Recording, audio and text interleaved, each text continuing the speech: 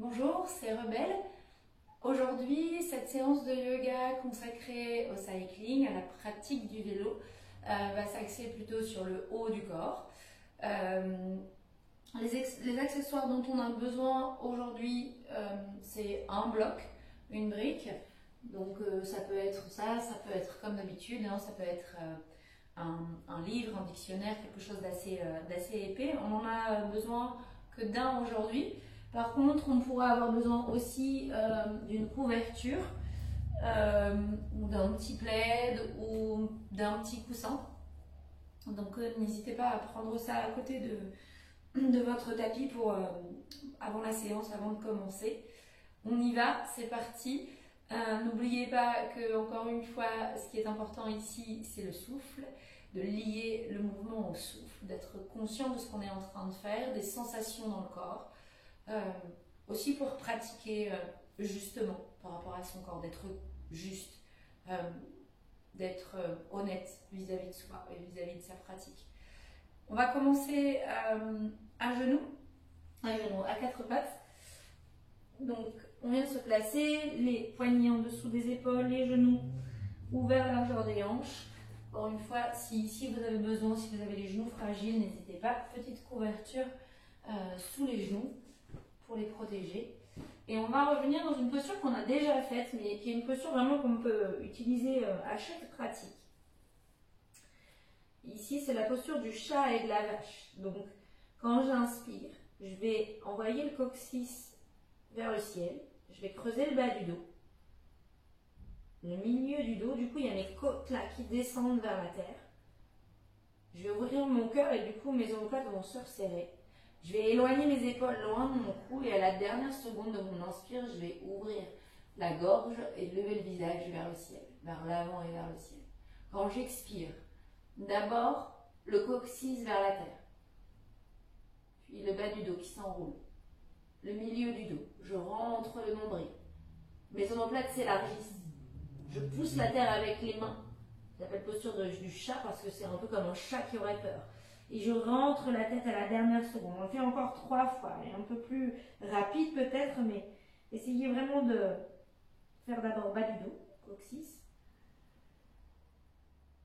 milieu du dos, haut du dos, tête. Et quand j'expire, coccyx vers la terre, je rentre le nombril jusqu'à la colonne vertébrale. Le milieu du dos s'arrondit, le haut du dos s'arrondit. Je pousse la terre avec le bout des doigts. Je rentre la tête. Encore 2 fois. Inspire.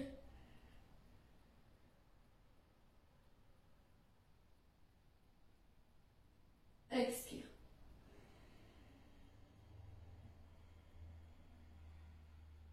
Une dernière fois.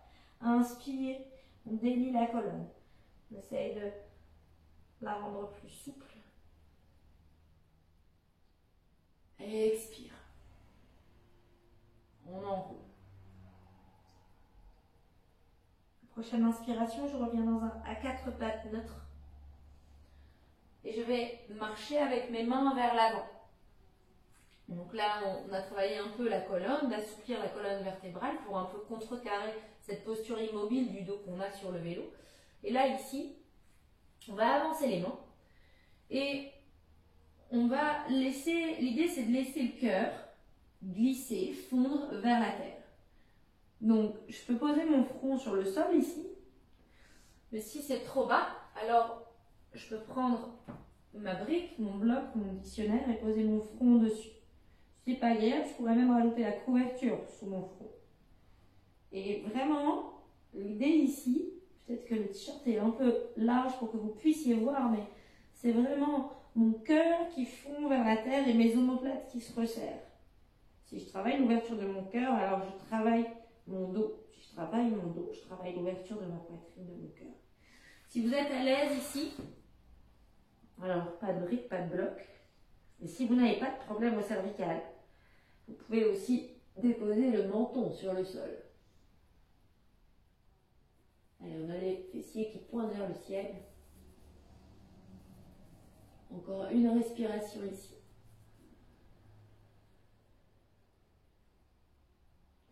Sur la prochaine inspiration, on va repousser la terre légèrement, lever le menton ou lever le front. Et sur l'expire, On marche avec les mains vers l'arrière pour revenir dans son à quatre pattes. Et dans ce à quatre pattes, je vais venir vraiment avancer ma main gauche pour pouvoir passer mon bras droit en dessous de mon bras gauche. Donc ici, je laisse couler, mon coude gauche monte vers le ciel et je viens déposer mon épaule droite sur la terre et mon oreille droite ou ma joue droite sur le sol. Et je respire ici. Si vous êtes à l'aise ici, sur une inspiration, peut-être levez votre bras gauche dans les airs. Sur l'expiration, déposez votre main gauche dans le bas du dos, au niveau du sacrum. Si vous êtes à l'aise encore ici, peut-être avec votre main gauche, attrapez l'intérieur de votre cuisse droite. L'idée ici, c'est pas de venir attraper l'intérieur de la cuisse droite, si c'est pour fermer complètement mon côté gauche, mon épaule gauche. L'idée, c'est vraiment d'ouvrir cette épaule gauche vers le ciel. Sur la prochaine inspire, on remonte, bras gauche dans les airs, si on l'avait levé. On repose sur l'expire. Pour tout le monde, sur la prochaine expiration, vous repousserez la terre avec votre main gauche pour revenir à quatre pattes. Et on fait la même chose de l'autre côté. J'avance ma main droite, j'inspire. À l'expire, mon bras gauche glisse sous mon bras droit. Mon coude droit monte vers le ciel. Je dépose mon épaule gauche, ma joue ou mon oreille gauche sur le sol. J'essaye de faire glisser mon omoplate droite vers mon omoplate gauche. Si je suis à l'aise, sur l'inspire, je lève le bras droit. Sur l'expire, peut-être je mets la main droite ici, dans le bas du dos. Si je suis à l'aise, peut-être j'attrape l'intérieur de ma cuisse gauche. Encore une fois, toutes ces options sont faites pour avancer dans la pratique à son rythme, selon le jour. Peut-être qu'il y a des jours où ça marche bien, des jours où ça marche moins bien. Alors si ici, vous avez l'épaule droite qui rentre complètement, préférez aller venir dans le bas du dos. Ou préférez rester là, ou préférez rester là. Sur la prochaine expiration, pour tout le monde, on redescend le bras droit, on pose la main droite sur le sol. Et sur la prochaine inspiration, sur la prochaine expire, pardon, on repousse la main droite dans la terre pour replacer son à quatre pattes ici. Ok, pour ça on a vraiment travaillé, forcément. Étirement de l'épaule, ouverture du cœur, on travaille le dos, etc. Et on va venir travailler quelque chose que vous connaissez peut-être, qui s'appelle la planche. Donc ici, je suis dans mon à quatre pattes, je vais juste reculer un pied, puis l'autre. Je vais venir dans cette planche. On repousse la terre du bout des doigts. On plante ses orteils dans le sol. On allonge la colonne, on allonge la nuque. Encore une respiration ici. On renforce les poignets, on vient travailler dans les bras, dans les épaules. Sur la prochaine expiration, vous allez déposer les genoux sur le sol. Expire, dépose. Avec contrôle. Ok, puis vous allez prendre votre brique, votre bloc, votre dictionnaire, votre encyclopédie, ce que vous avez sous la main. Et vous allez placer ce bloc, ce livre, entre vos mains, comme ça. Donc mes pouces passent en dessous. Alors là, je les colle pour vous montrer, pour que ça tienne, mais l'idée, c'est pas forcément de coller les mains contre la brique, mais plutôt d'aller placer quand même les poignets sous les épaules. Pas là, mais vraiment pour aligner la structure osseuse. On est dans notre à quatre pattes, on a déposé les... En fait, on n'est pas vraiment dans un à quatre pattes parce qu'on était dans une planche et qu'on a juste déposé les genoux sur le sol. Donc on est dans une demi-planche. On prend une longue inspire ici. Peut-être on roule les biceps vers l'extérieur, l'intérieur des coudes qui regardent vers l'avant, et à l'expiration, on va plier les coudes et on va descendre jusqu'à ce qu'on frôle la brique avec le cœur. Puis vous allez allonger les coups de pied sur le sol. Vous allez pousser dans vos mains et vous allez venir dans un cobra. À l'expiration, vous allez pousser dans vos mains pour revenir dans un à quatre pattes et déposer les fessiers sur les talons. On va le refaire parce que c'est vraiment un enchaînement de posture. Dans notre planche, on vient travailler les poignets, on vient travailler les bras. Dans notre chaturanga, ce qu'on appelle chaturanga, c'est ce que je viens de vous faire de descendre comme ça jusqu'à la brique en pliant les coudes. On vient travailler aussi la force des bras, la flexibilité et la force des poignets. Et dans le cobra, on vient travailler l'étirement des abdominaux, mais on vient travailler aussi l'ouverture du cœur. On y retourne sur une inspire, 4 pattes. Replacez vos poignets sous vos épaules. Inspirez, planche. Expirez avec contrôle, déposez les genoux sur le sol. On va replacer la brique, le bloc si possible. Inspirez. Allez, on serre tout, on serre le ventre, on serre les fessiers aussi. On peut déjà tout de suite, si vous voulez, reposer les coups de pied sur le sol à l'expire. Je bascule, j'envoie le poids du corps, j'envoie la tête vers l'avant, les coudes, l'intérieur des coudes qui regardent vers l'extérieur. Je plie, je colle mes coudes contre mes côtes, je descends. Et quand j'inspire, je glisse, je pousse dans mes mains, j'ouvre mon cœur. Je garde mes coudes légèrement fléchis pour pouvoir ouvrir, pour pouvoir serrer un peu plus mes omoplates. Inspire ici, à l'expiration, pousse les fessiers vers l'arrière, dépose les fessiers sur les tailles. On va le faire une dernière fois avec une autre option. On y retourne sur une inspire, 4 pattes. Je me replace en moi, 4 pattes. Sur l'expiration, planche, je recule une jambe, puis l'autre. Prenez une longue inspire. Vraiment, serrez vos abdominaux, serrez vos fessiers, engagez vos jambes, tous les muscles des jambes. Vraiment, pressez le sol avec le bout des doigts. Ok, pour cette option-là, on ne va pas déposer les genoux sur le sol. Prenez une longue inspire. Si c'est ok pour vous, hein, sinon vous déposez les genoux sur le sol. Sur l'expiration, envoyez le poids du corps vers l'avant, le sommet du crâne est tiré vers l'avant. Regardez, je suis presque juste sur mes gros orteils. Et sur l'expiration, je plie mes coudes et avec contrôle, douceur, je descends jusqu'à ce que je frôle la brique. Puis je dépose mes coups de pied sur le sol. J'inspire, je pousse dans mes mains. Cette fois-ci, je suis dans un chien tête en haut et plus dans un cobra. Mes genoux, mes cuisses ne touchent pas le sol. Pour protéger le bas du dos, ce que je fais ici, c'est que je serre très fort mes fessiers. J'inspire ici. J'expire, genoux sur le sol, fessiers sur les talons. Posture de l'enfant Balasana. Amenez les bras vers l'arrière. Relâchez complètement les épaules. Prenez une longue inspire et une longue expire ici.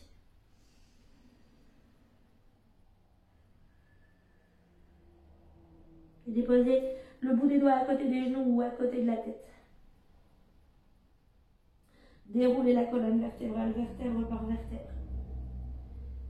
Déposez le dos des mains sur le haut des cuisses, à peu près au niveau de l'aine ici. Et juste prenez 3 respirations ici, observez ce qui se passe dans le corps.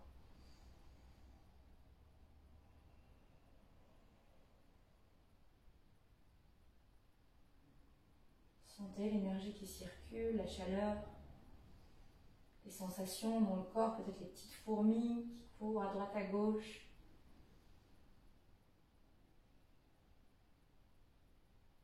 Puis ouvrez les yeux. Déposez les fessiers à côté des talons pour venir vous asseoir. Et puis, on va venir dans une torsion. Je vais commencer de ce côté-là peut-être pour que ce soit plus visible pour la première partie. Donc, j'allonge ma jambe droite et ma jambe gauche, je vais la plier. Donc, mon pied sur le sol. Entre mes deux jambes, il y a à peu près l'espace d'un point. En réalité, ma jambe droite est alignée avec ma hanche droite, ma jambe gauche également. Je ne suis pas comme ça et je ne suis pas comme ça. Je suis voilà, alignée. J'aligne ma structure osseuse. Je vous avais parlé d'une couverture ou d'un petit coussin tout à l'heure. L'idée ici, c'est que si c'est difficile pour moi de rester sur mes ischions, de rester droit dans cette posture, si ça fait ça, si je ne peux pas, voilà, je peux pas rester droit, si mes abdos ne sont pas assez forts, mais aussi la rotation du bassin n'est pas assez importante, alors je peux surélever le bassin en venant m'asseoir sur une couverture. Ou sur un bloc, hein, ça peut marcher aussi, c'est moins confort, mais voilà. Et comme ça, je peux garder cette posture droite. Ma jambe droite, elle est active jusqu'au bout des orteils. Je vais poser ma main gauche derrière moi. Je vais prendre une longue inspiration, on va faire une torsion. Donc, ce que j'ai besoin de faire avant de faire la torsion, c'est d'allonger la colonne pour pouvoir twister ensuite. Imaginez-vous bien que si ma colonne est toute tassée et que je fais une torsion dessus, alors ça vient vraiment tout pincer.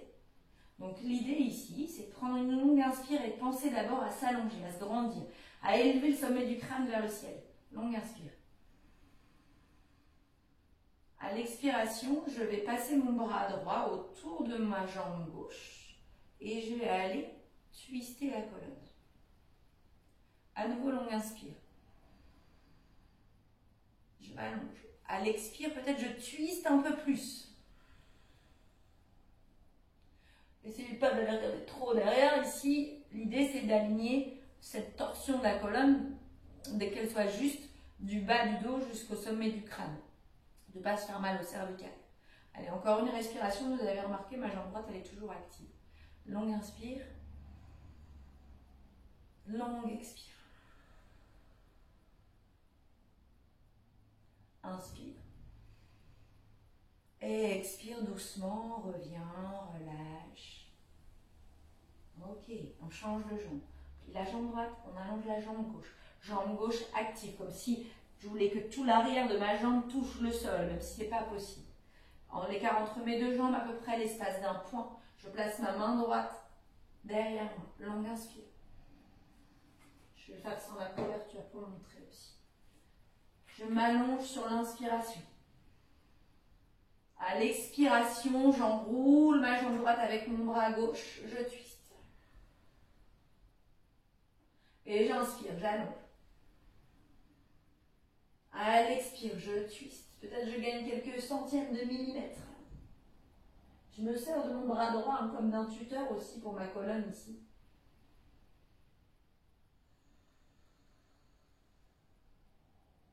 Vraiment, je viens essorer cette colonne vertébrale. Je viens ouvrir dans mon épaule droite. Je viens travailler mon dos, mon ouverture du cœur. Sur la prochaine expire, je reviens doucement. Et je relâche. Je prends une posture assise, je ferme les yeux. Comme tout à l'heure, les mains déposées là où elles viennent. Je vais juste prendre quelques respirations ici. Qu'est-ce que vous sentez là maintenant dans votre colonne, dans la nuque, dans le ventre, dans le cœur, dans vos bras, dans le visage. Prenez le temps de vous remercier pour cette pratique. Si vous voulez vous remercier comme un yogi dans cette pratique, pour ce moment que vous êtes accordé, amenez les mains en prière devant le cœur, baissez le visage vers la terre. Juste, voilà, je me remercie d'avoir pratiqué aujourd'hui, d'avoir pris ce temps pour moi en conscience.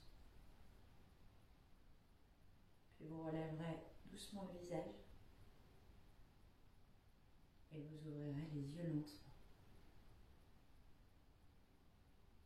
Je vous dis à très bientôt pour la prochaine pratique où on essaiera de faire un mix entre bas du corps et haut du corps, même si vous pouvez déjà le faire en prenant quelques exercices de la première vidéo, quelques exercices, quelques postures de la deuxième, ainsi de suite avec la troisième et voilà, et celle-ci, la quatrième. Prenez plaisir à aussi inventer votre pratique. Je vous dis à très vite. Namasté.